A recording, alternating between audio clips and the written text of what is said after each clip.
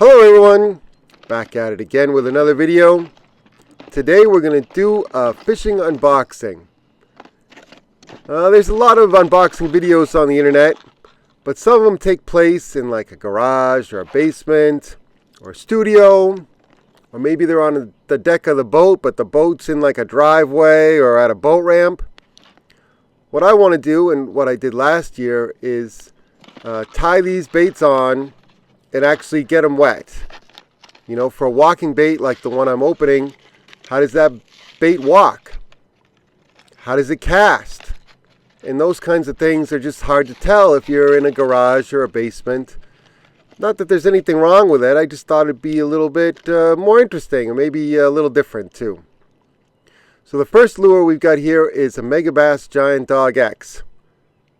Hooks seem pretty sharp, but they're kind of light wire.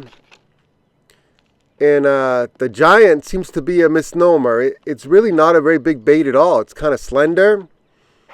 And I think it's 100 millimeters. It's about just under 4 inches long. Half ounce. I'm going to tie a loop knot on the nose. Didn't come with a split ring on the nose, but I like a loop knot better anyway. Tying a Homer Road loop knot. Basically a slip knot jammed with a 2-turn clinch, and I like that knot because it's easy to tie. I get a perfect small loop every time. I can tie it in a bouncing boat, I can tie it in a kayak in the ocean, and I get a perfect small loop every single time. You have to be, I mentioned this in a different video, but you have to be careful what kind of line you tie a loop knot in. Some lines will just slip right out.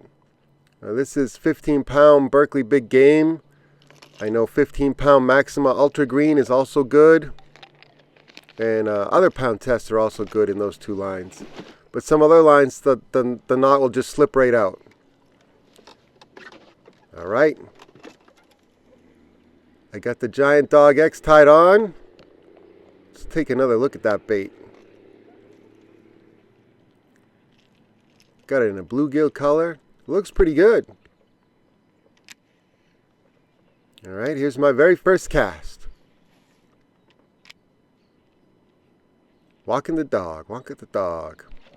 It walks pretty well, and a fish thought it looked pretty good too. He's messing up my lure unboxing, but that's okay.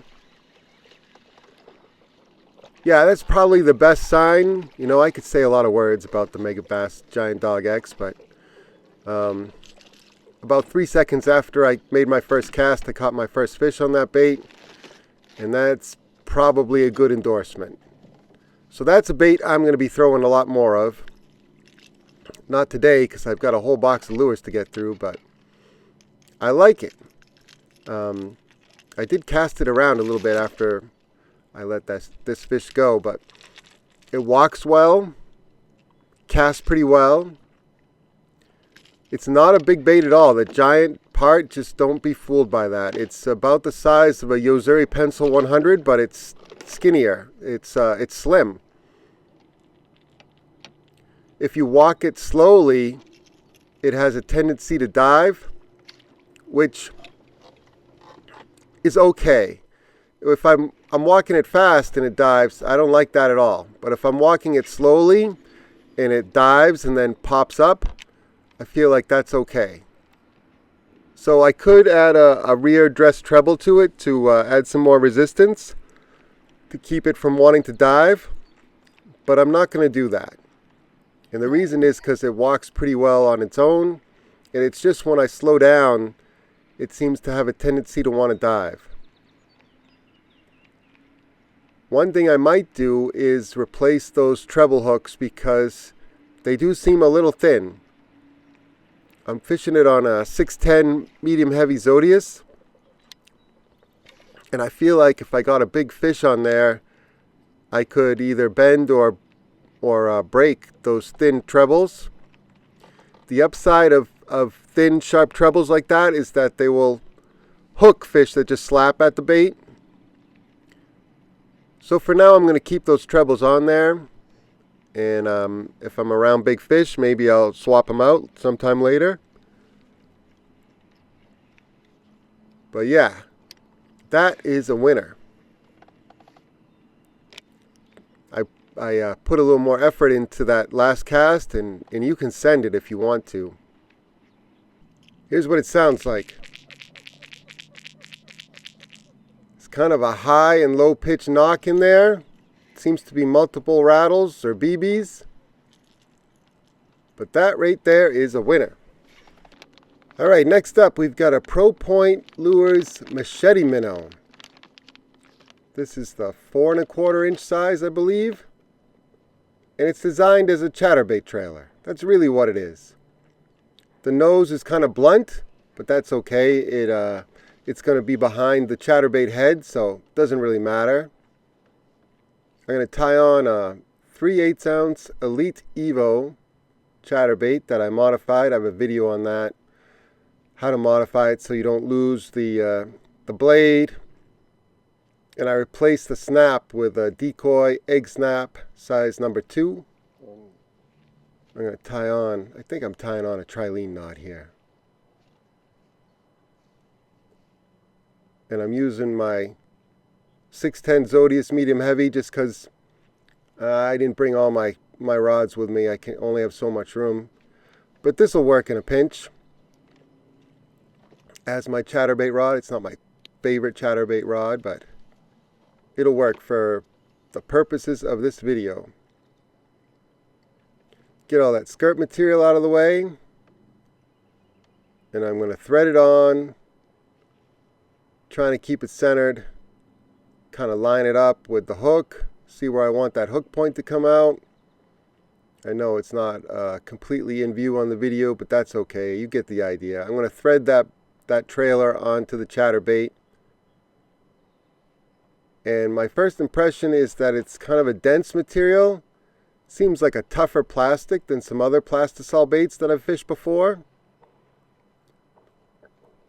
And I think it's going to be a tough trailer. It looks pretty good. It's just a basic green pumpkin color that I got. They had a few other colors. The bait is kind of heavy. It's heavy and dense. And you can feel it on the back of a 3/8 ounce chatterbait in terms of casting. It adds some weight to the bait, and it seems to help with the casting. And it also, I think, gets a little deeper. Swimming it right next to the boat, it looks pretty good. Like most chatterbait trailers, the machete minnow doesn't have any action on its own. You're relying on that blade in the front, the kicking action of the blade to give it the action and translate through the plastic of the trailer. And it looks good. It doesn't have as much action as something like a spunk shad, but it has a more lifelike profile. It has kind of a fish-shaped tail on the back, which I like. And you could imagine it looking like a perch or a bluegill. To me, the spunk shad looks more like an eel, but it does have more action. So I would say it seems like it'd be a more durable bait. It's a heavier, denser bait. It doesn't have quite as much action, but it has a realistic profile. And overall, I like it. I have to do a lot more fishing with it to see how it holds up against stuff like pickerel and smaller bass, but so far I'm liking what I see. Now I'm going to do something that I wouldn't attempt with a spunk shad unless I was planning on getting a new one. I'm going to peel that machete minnow off of the keeper on the jig here, or chatterbait I guess. It's got lead keepers, it's got wire keepers. And you know what? It held up pretty well, and I think I'll be able to use that bait again. And if I really wanted to secure it to the shank there, I could use some super glue to make sure it didn't slide off. Now this next bait is a bait that I've used a lot. This is a 4 1/4 inch spunk shad. And like I said, the profile isn't as realistic, but it does have more action. That tail quivers. I mean, just holding it out of the package, that tail wants to quiver. And that's a new color for me. That's a TW Sunfish. And it looks really good. It looks really good on the back of this Elite Evo chatterbait too. But but this plastic's soft. You can feel it. It's much softer. And once it's on there, I wouldn't take it off unless you wanted to get a new bait, because you can't take these baits on and off. You'll just rip them up and they won't stay on the hook anymore. Now that's a good looking bait. I like the looks of that.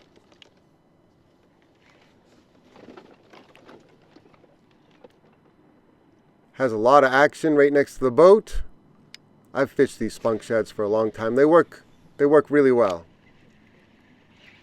The profile isn't as realistic, but they have a ton of action. See how I'm popping the chatterbait through the grass? And that's usually when the bass are going to eat it, when you're popping it through the grass like that.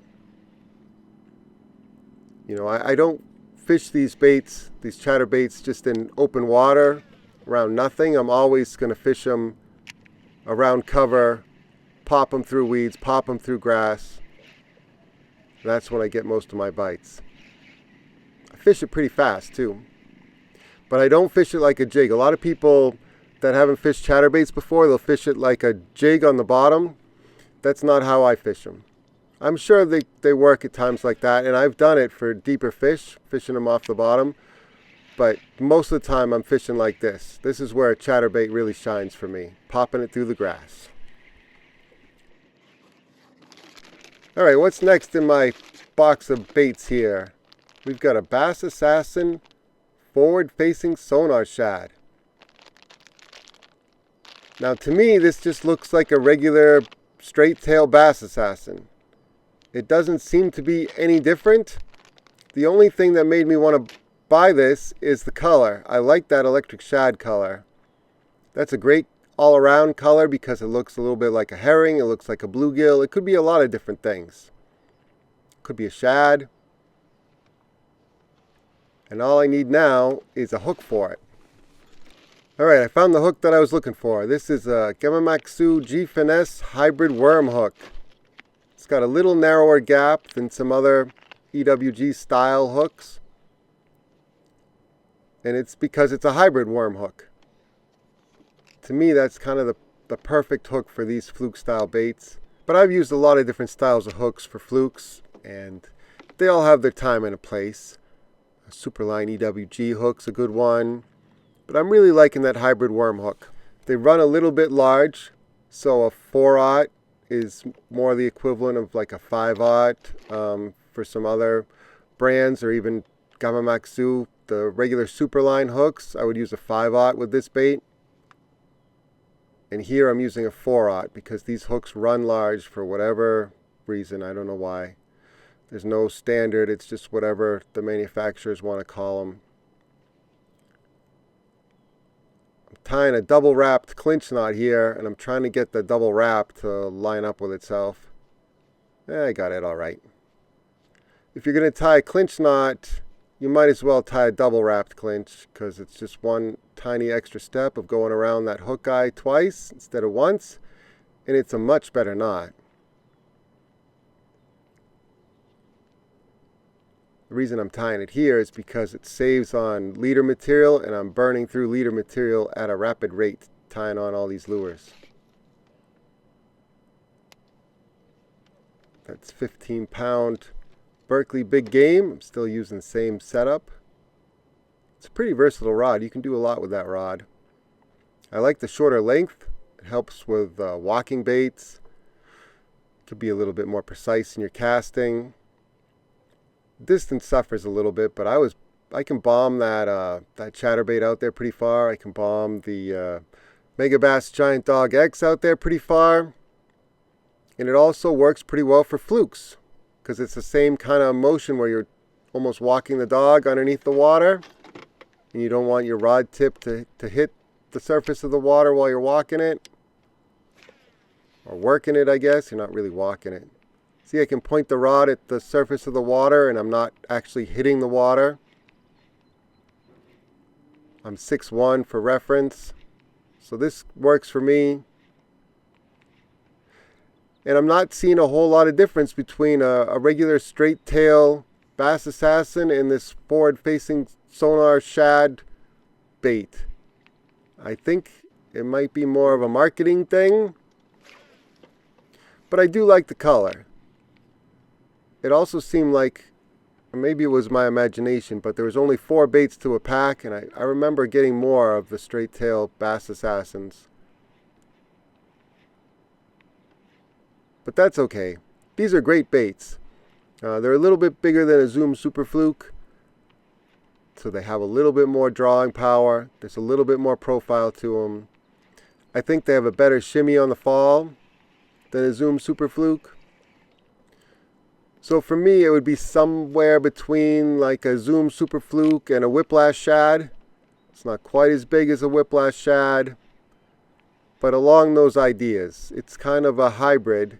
And these have been around for a long time. I used to fish them, a long time ago. They used to come with like hog scent or hog lard mixed in with them. I don't know if they still do that. But they used to be real slimy and I don't know, it smelled a little like pork frogs, I guess. But yeah, this is a keeper. I've fished these for years, or at least the straight tail version, and it's a good fluke style bait. Alright, what's next? I know what's next. Small swim baits. Tying on a little round head jig head. That's an 1/8 of an ounce tin jig head. And that's going to go perfectly with a 2.8 inch swammer. I tried the 3.8 inch before. I really like those. They've got some good body roll, good tail kick, and they're an aggressive swim bait. They're a little bit more durable than a Kitech. They have more body roll than a Kitech. Kitech has more of a big wide tail kick. And these are the little guys. When I opened up the clamshell, a bunch of them popped up too, which isn't ideal, but it'll just take me a second to straighten these guys out, put them back in their molds. Yeah, that'll keep all the tails straight.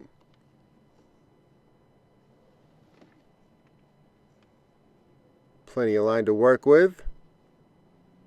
Now normally I would super glue this bait on, but because I'm running through a bunch of baits, I don't want to do that. I'm going to just thread it on once I line it up and see where I want that hook to come out. It's a thin bait overall in this 2.8 size. There's not a ton of plastic to thread the hook through, so you want to make sure you're dead center and you're not going down too far. That looks pretty good. I think I did a pretty good job there.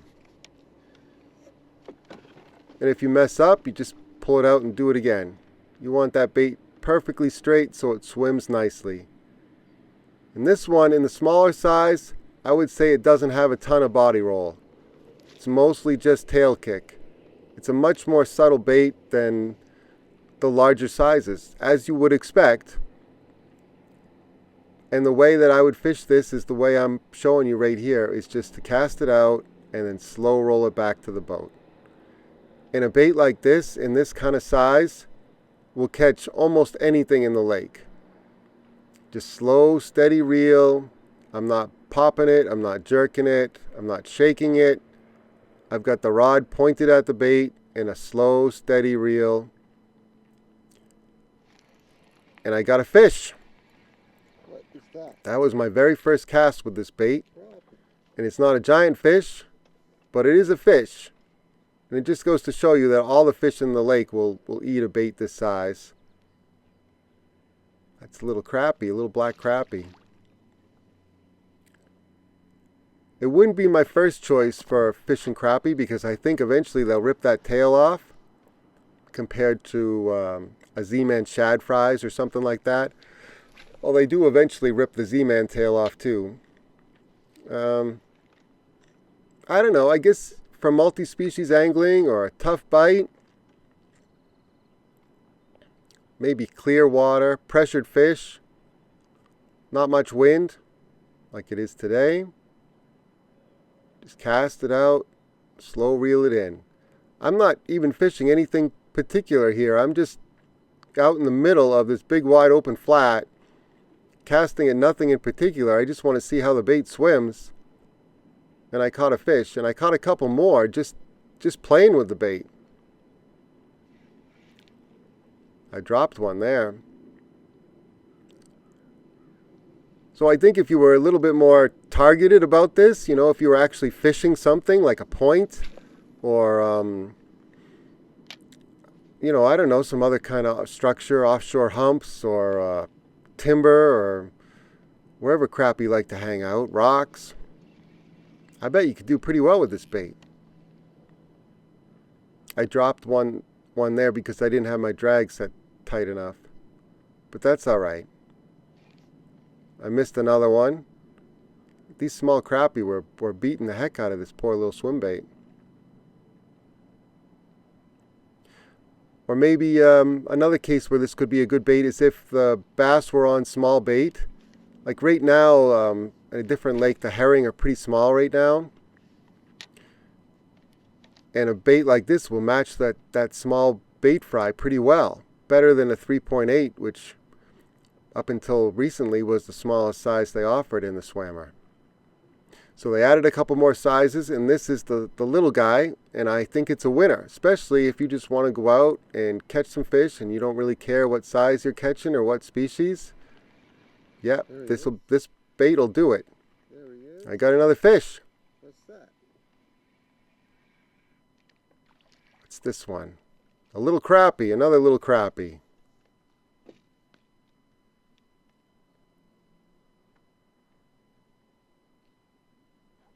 We'll get him unhooked and he will be free to go.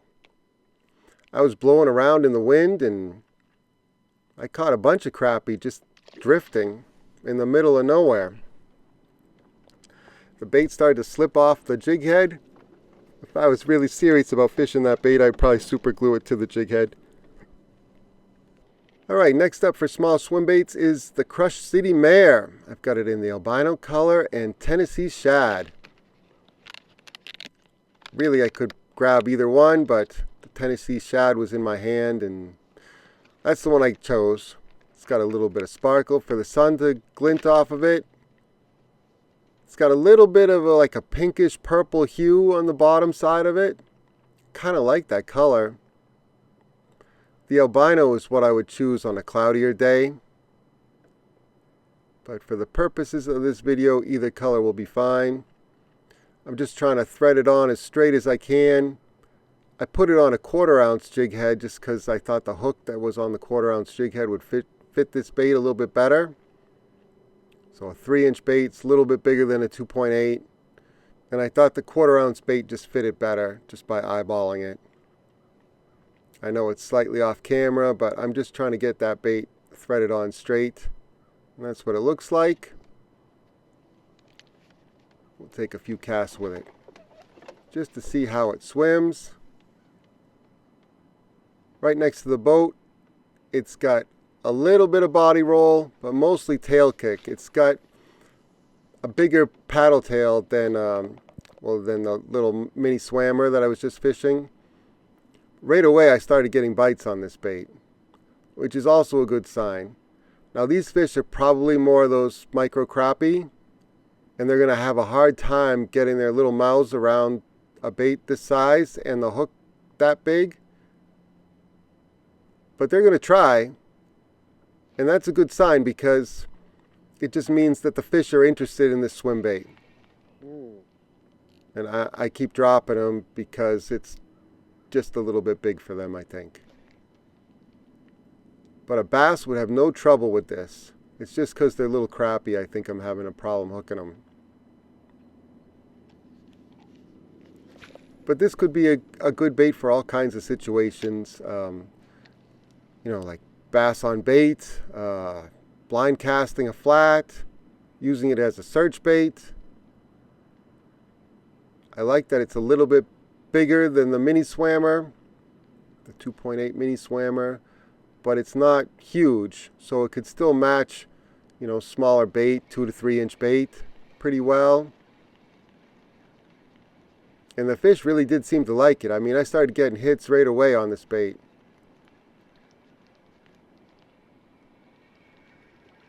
one of those crappie finally got its mouth around that hook.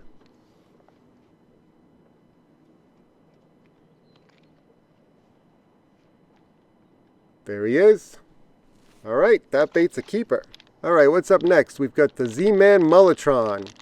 One thing I noticed about this pack of baits, and this happens fairly often with Z-Man baits, is that the last bait had black flake throughout it, and it's a lot darker than the others.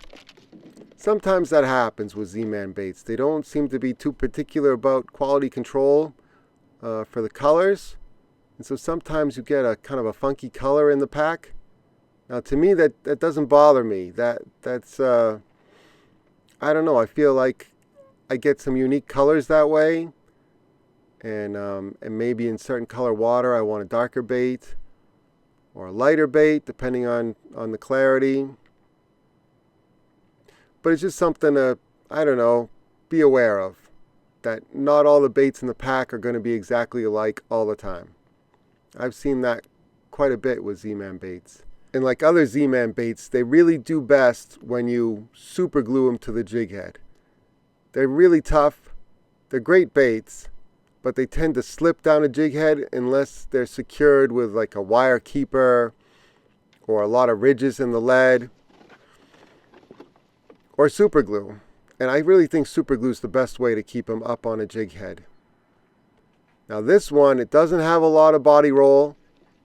It doesn't have really any head wobble, and it just has a subtle tail kick in the back, sort of like a Huddleston, like a mini Huddleston.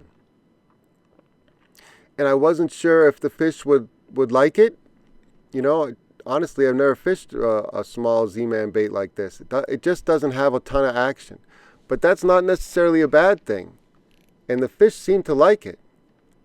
I got hit pretty much right away with this bait. And they were pulling it down the jig head, and I was missing fish that I should have probably hooked if I had glued it on. And this is, you know, I'm not really fishing here. I'm just testing baits. So again, if you took a more targeted approach and super glued that bait on there, maybe added a little scent, I mean, I think this is going to be a great bait. You can see one of the fins got wrapped around the hook there. But the Z-Man stuff is so tough and durable, you can just kind of unwrap the fin and it's good to go again. So I think this is going to be a great bait. I could even imagine throwing it in salt water too. It's a thicker profile bait, and so it looks more like an easy meal, I think, like a high protein snack for some fish. And I like it. I like all these minnow baits that I've tried so far. Oh, I dropped another fish. It's a little big for the, I think I'm getting bit by crappie here. It's a little big for the crappie to get their mouth around. But they seem to want to try, and that's a good sign. Let's see. Yeah, they're pulling it down the jig head again. I really should be super gluing that bait on the hook, and then I would have no problems, but for the purposes of this video, we are just going to move right along. And the next bait is a Crush City freeloader. I got it in a couple colors, albino, Tennessee shad, and a chartreuse and white. The chartreuse and white caught my eye because I thought it might be a good smallmouth color. Trying to get a bait out, and I didn't realize it's completely sealed in this little clamshell packaging here. So job number one is to extricate it from the packaging. It's not too bad. And that little plastic sleeve there keeps all the baits nice and straight. These have been out of stock for a while, and you know, every time I thought to order one, they were always out of stock, and they came back in stock, so I ordered a couple colors just so I could have them to try. You could put this on the back of a chatterbait. You could do a lot with this kind of a shape of a bait. What I'm going to do is thread it onto that same 1/4 ounce jig head that I was fishing the Moleton and the, what is it, the mare.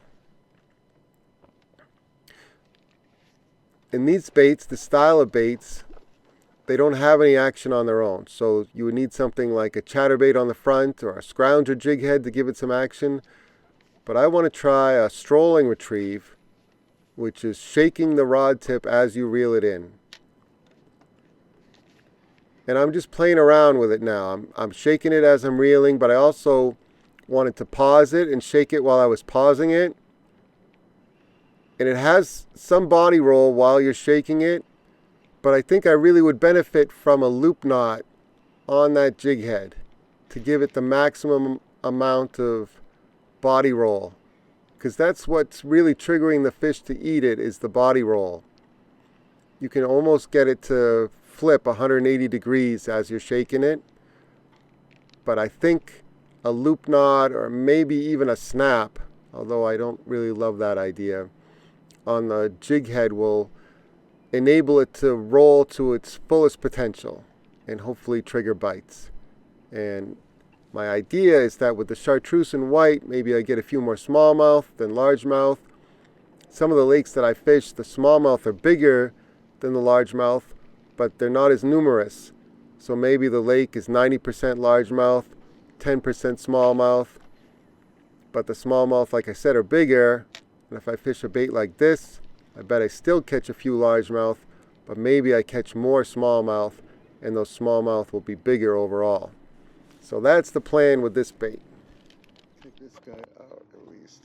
Okay, what's next? We've got a Z-Man razor shads and a TW green pumpkin blue flake.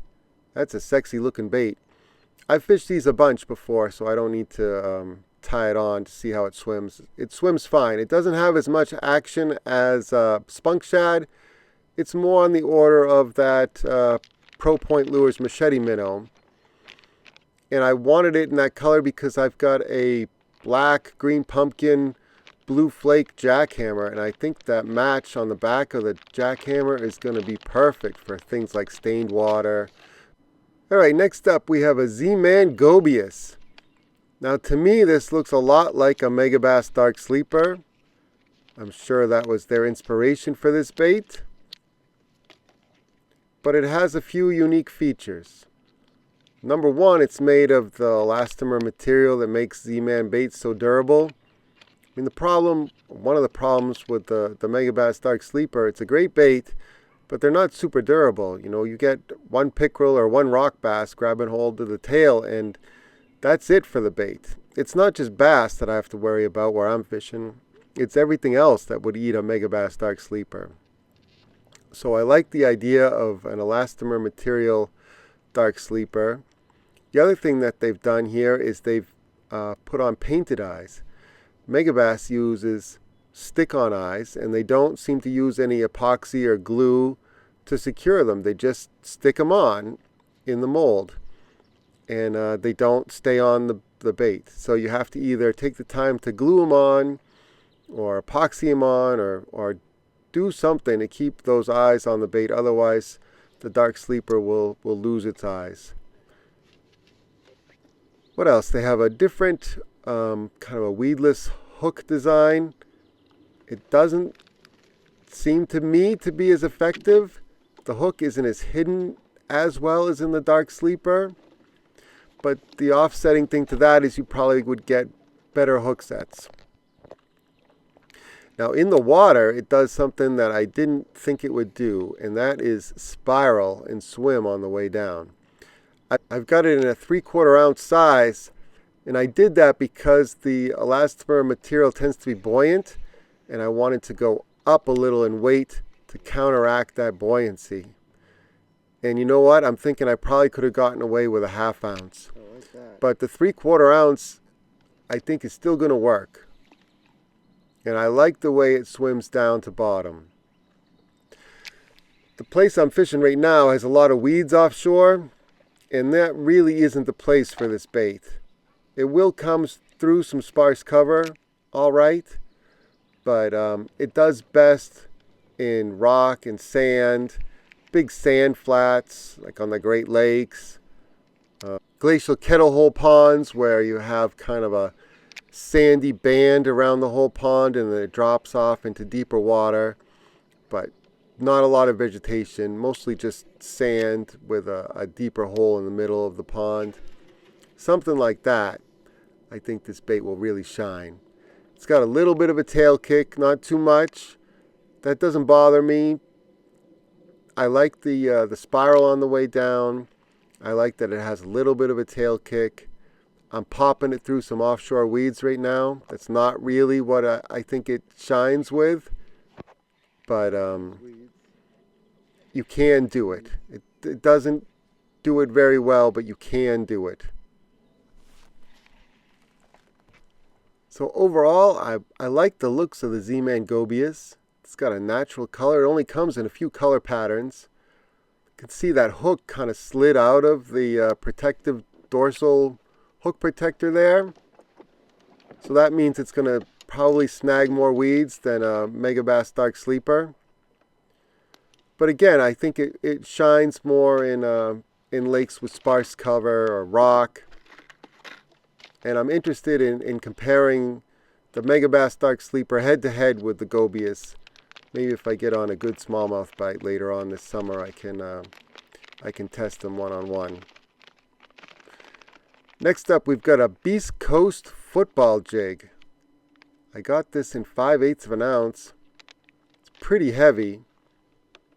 My idea with this is just to kind of grind it along that same kind of lakes and ponds that I was talking about for the Gobius. Sparse cover, lots of rock, lots of sand.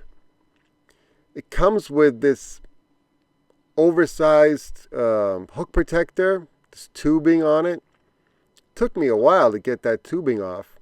If I was in a hurry, like if I was in a tournament, I would definitely get this tubing off before fishing, because it took a little while to work that tubing off the hook.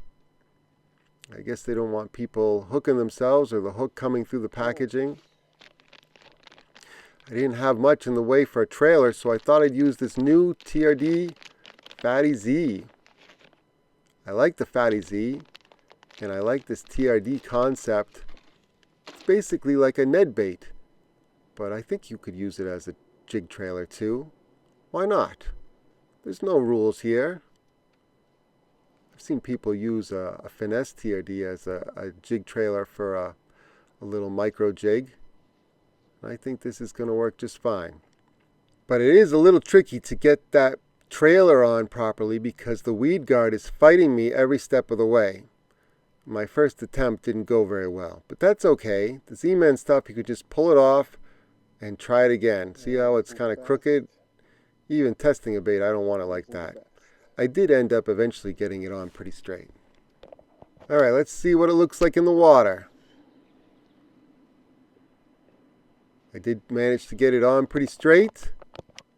We got some clear water and some rocks right here. And if this was in 20, 25, 30 feet of water, this would be perfect. But for now, we're just having a look to see what it looks like. The Beast Coast jig has a tungsten head, and I can feel every little bump on that rock surface. Of course, I only have about 5 feet of line out, but still, I can feel every little tippy tap of the rock. And I think this is going to work out great. It's just going to be a little tough for fishing in ponds with a lot of vegetation because that big football head is going to act like a plow. Alright, I'm going to have to break it off here. I'm going to do this video in 2 parts. The first part is going to be soft baits, all the things we just saw. Next video is going to be hard baits and a few swim baits. So stay tuned for that. Thank you all for watching. I really appreciate it. Just like all my other videos, I'll have all the gear listed in the video description. Colors, sizes, baits, rods, reels, all that good stuff, so that you can duplicate what I was doing out here today. Hopefully catch a few fish by accident while testing baits. I'll catch you on the next one. See ya!